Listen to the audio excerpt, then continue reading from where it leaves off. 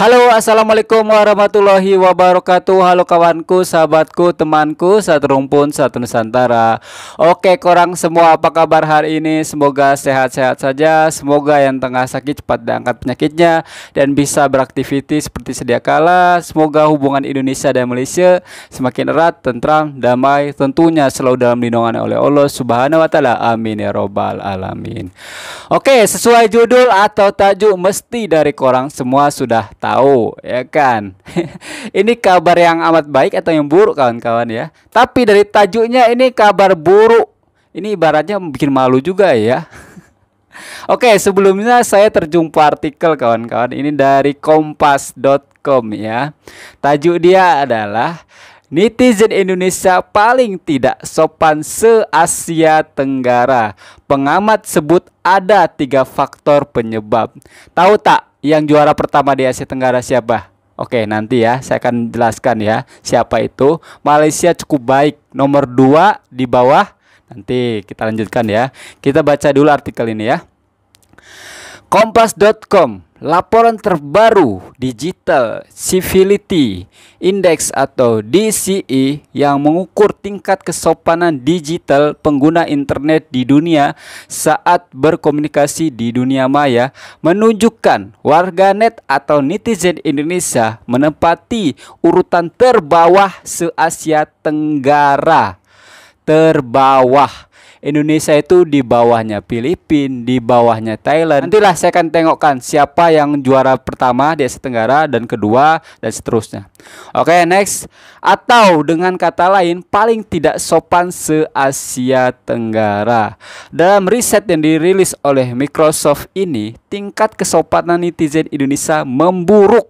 Wih, memburuk nih. Nah, dari situ harus introspeksi diri sendiri bagi ya netizen Indonesia.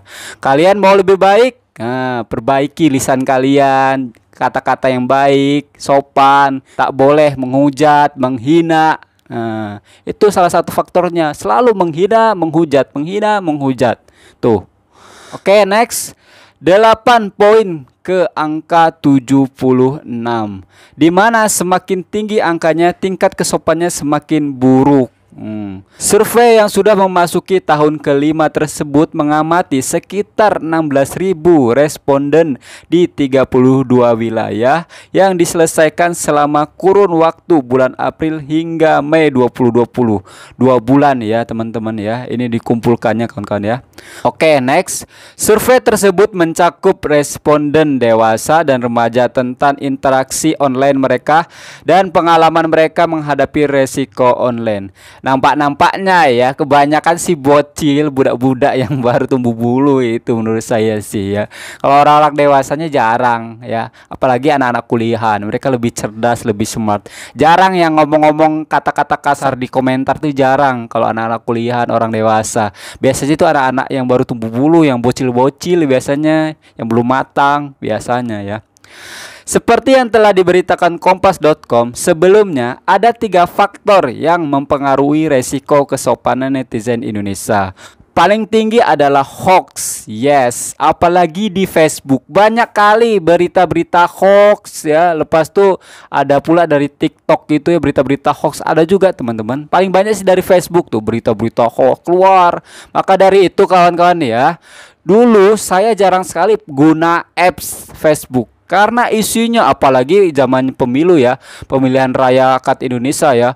Wah, tak nak saya guna Facebook itu. Isinya hoax, ujar kebencian segala macam. Maka dari itu saya delete. Saya download balik itu karena saya hanya ingin share ya, atau korang nak request melalui Facebook bisa. Tapi kalau tengok berita isinya, no. Oke.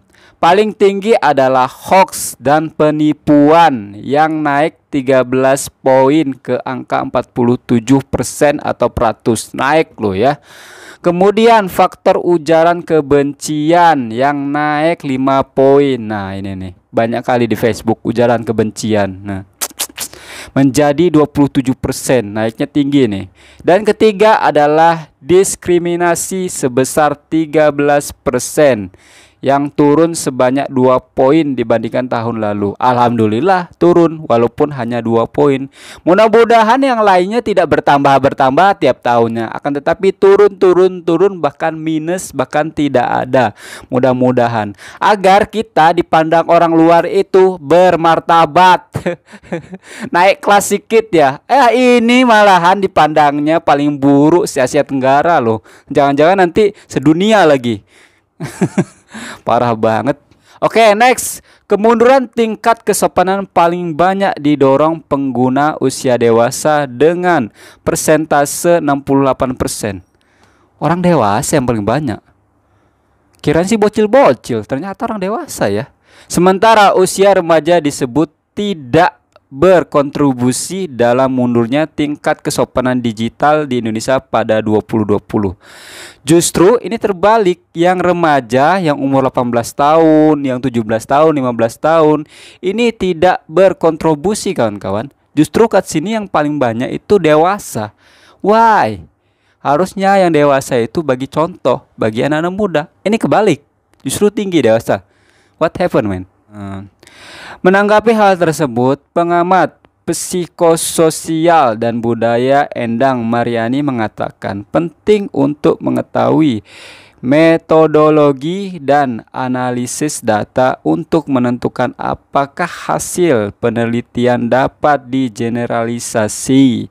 Saya belum tahu pasti teknik survei dan data yang digunakan oleh DCE, tapi jika hasilnya demikian maka saya berasumsi ada 3 faktor yang mempengaruhi, kata Endang saat dihubungi Kompas. Oke, kita lari ke negara netizennya paling sopan dulu ya, sebelum kita membahas peringkat berapa saja yang tidak sopan di Asia Tenggara. Oke. Nah, ini kawan-kawan ya. Yang pertama, negara netizennya paling sopan itu adalah Belanda dengan ranking 1. Indeks skornya 51 ya. Ini saya tengok beritanya dari BBC. CNBC, sorry, bukan BBC. Lepas tuh nomor 2 dari England atau Inggris di ranking 2 dengan indeks skor 55. Lepas tuh nomor 3 itu ada Amerika Serikat dengan ranking 3 dengan indeks skor 56. Nah, ini nomor 4 nih, Singapura, nggak main-main. Bahkan Singapura itu juara 1 atau ranking 1 di Asia Tenggara dengan netizennya paling sopan ya. Singapura ranking 4 ya, indeks skornya 59. Nah, kita harus belajar nih dengan negara-negara ini ya. Termasuk Malaysia. Malaysia itu juara atau peringkat 2 atau ranking 2 di Asia Tenggara ya, setelah Singapura. Nah, kita disebutnya negara Islam, tapi akhlak kita, lidah kita nggak sesuai dengan negara Islam. Katanya negara Islam terbesar di dunia, tapi netizennya paling buruk, tidak sopan di Asia Tenggara. Coba. Oke, kita lari ke Asia Tenggara kawan-kawan ya. Selain Singapura, siapa yang terbaik kawan-kawan ya? Ternyata ditempati oleh Malaysia dengan ranking 10 ya. Lepas itu indeks skornya 63. Lumayan baik ya. Mudah-mudahan bisa nomor 1 mengalahkan Belanda. Kan kita Islam, mana Islam? Kan Islam mengajarkan berkata itu yang halus, tutur kata ya kan. Lepas itu Filipina ranking 13, indeks skornya 66. Filipina disebutnya itu negara yang mayoritasnya itu non muslim kawan-kawan ya. Tapi apa coba? Buktikan kalau negara kita Islam terbesar di dunia. Harusnya lebih sopan karena agama kita mengajarkan hal yang baik dalam bertutur kata, ya kan? Terus ada Thailand nih, ya, ranking 19 dengan indeks skor 69. Terus Vietnam ranking 24, indeks skornya 71. Nah, Indonesia nih jauh banget nih. Indonesia rankingnya 29 ya. Indeks skornya 76. Coba, jauh dari Malaysia, 2 kali lipat loh. Coba, sama Singapura.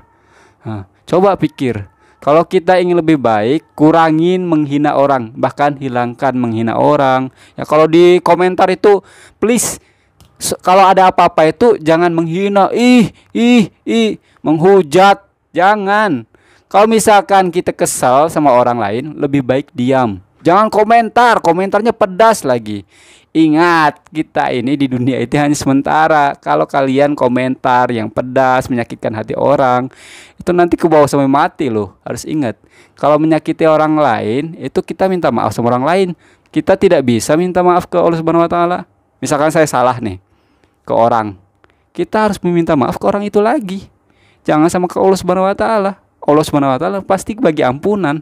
Ayo, coba kita introspeksi diri, coba. Please. Hidup ini tidak akan kekal. Umur kita paling lama berapa sih? Ya. Pengikut Nabi Muhammad paling lama berapa? Hah? Paling lama 60, 70. Jarang 60, 70 tahun. Jarang loh ya kan? Zaman sekarang nih. Orang-orang dulu mah banyak yang di atas 80, bahkan ada yang 100. Zaman sekarang itu jarang. Oke, kita akan lihat seperti apa komentar para netizen Indonesia di berita tadi ya. Oke. Kebanyakan orang Indonesia social skillnya kurang, terus dikasih social tool yang canggih dan mutakhir ya, jadi bego semua isinya. Ini kan kasar. Bego itu bodoh. Jangan dikeluarkan kata-kata ini lagi, please. Terus nggak tahu nih gimana sih orang yang komen orang dewasa tapi pemikirannya kayak bocil, terus ngejek orang juga, yang jelas bikin cari masalah aja. Yang saya sayangkan ya, tadi 68% tuh kebanyakan itu dari dewasa. Sedangkan tadi saya buruk sangka lagi. Saya udah suuzon ya, saya sangka si bocil-bocil, ternyata orang dewasa yang apa kelasnya. Salah satu faktor penyebabnya adalah ketidakmampuan berbahasa Indonesia yang baik dan benar. Terima kasih dengan pujiannya. Mungkin harus memperbaiki adab lebih dahulu. Betul, ada betulnya ini dari Abah Jamut ini ya. Kita itu menggunakan bahasa Indonesia itu dengan baik dan benar. Kalau zaman sekarang kalau tidak gaul, nggak lu bodoh, bego, itu nggak gaul zaman sekarang ya. Justru yang kayak gitu-gitu itu dianggapnya gaul. Tapi kalau kita ngomongnya cakapnya bahasa Indonesia yang baik dan benar, ih cupu lo, ih lebay amat lo. Kamu, aku itu kan sopan. Cuma lo, gua. Benar, hoax sana sini, hujat sana sini, bullying sana sini. Akui saja kualitas bangsa kita emang begini adanya. Semakin krisis kesantunan, HP semakin smart, people-nya semakin stupid. Coba, bagus nih.